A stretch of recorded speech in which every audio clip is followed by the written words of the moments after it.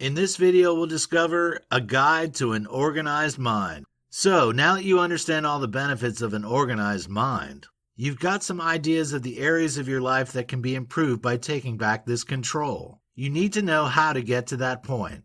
We've already looked at the practical steps that you can take at home, at work, and in your personal life to get rid of the chaos and clutter. This can make life simpler and happier. But how can you take practical steps to organize your mind?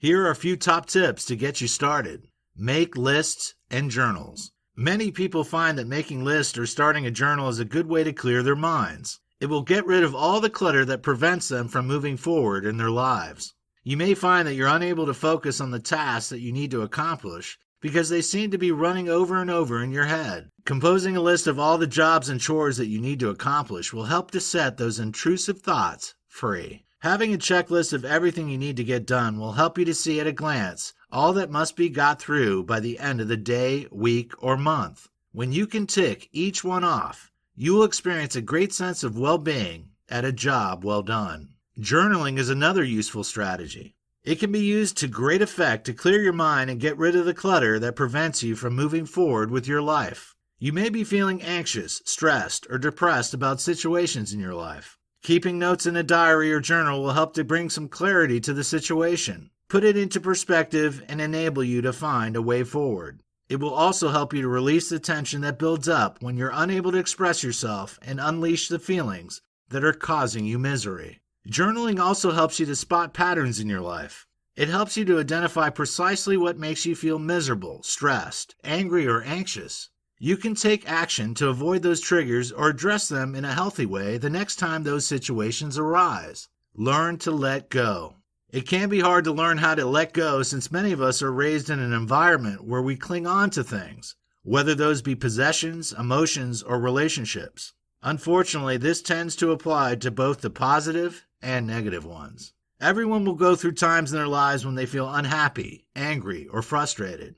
This is completely normal and is something that cannot be avoided. Nor should it be. The key to overcoming those feelings, though, lies in how you deal with them.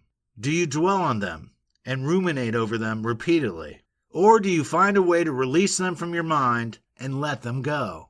Mental clutter and chaos can ensue if you don't let go of the negative emotions and feelings that you're clinging on to for dear life.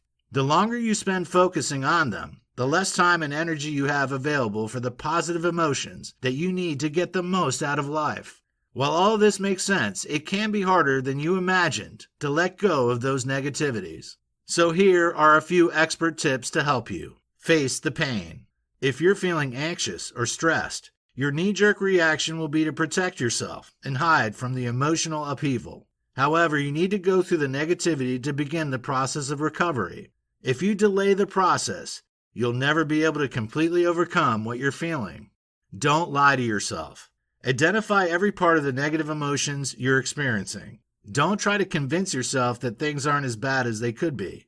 Instead, acknowledge it, recognize it, and then accept it. Remember, nothing will last forever. Negative emotions are stronger than positive ones, but you must bear in mind that no matter how bad it feels, they won't last forever. Self-reflect. Don't get trapped in a negative downward spiral. Reflect on what's happened and work out how you can avoid descending into a pit where more bad things will inevitably happen. Don't fear the future. Although you have negative emotions now, the future is bright and you can rise up and embrace it only after you let these negative feelings go. Avoid multitasking. We're all trying to juggle more than at any other time in history, so it isn't too surprising that we all try to multitask. Yet this isn't as helpful as you might imagine. Multitasking will make you less, not more, productive. Evidence has shown that if you shift between tasks, you can waste as much as 40% of productive time. While you feel like you're achieving more, the chances are that you aren't. If you put all of your focus on one task, it will be completed more efficiently and also more effectively. Multitasking has a negative impact on the quality of the output you produce. It's even been shown that multitasking impacts negatively on the way your brain works, slowing it down and making it less efficient. That means you need to eliminate unnecessary distractions that are causing your mental clutter and narrow down your focus to the task in hand. Make decisions and stick to them. When you're able to make a decision and stick to it, you can really weed out the indecisive clutter and chaos that fills your head when you haven't planned a specific course of action. While it may sound simple to make a decision, the reality isn't always that easy. Many of us waver between possibilities and struggle to come down on one side or the other when there are two different options. The key to effective and decisive decision-making is to focus on what's really important and to bear in mind that gratification will almost certainly not be immediate. You must be self-disciplined once you've committed to a course of action and not be tempted to fall at the first hurdle. If you don't stick with the decision you've made, you'll never be able to achieve a clear mind and take back control of your life. Be kind to yourself. If you're to truly organize your mind and find inner peace, you'll need to learn to start being kind to yourself. While most of us agree that kindness brings better quality to your life, many of us still fail to show ourselves the self-care that makes us happier and more positive. But what does being kind to yourself actually mean? How does it look in practice? Essentially, you'll have to learn how to nurture yourself. After all, you can't rely on kindness being shown to you by strangers, but you can always show it to yourself.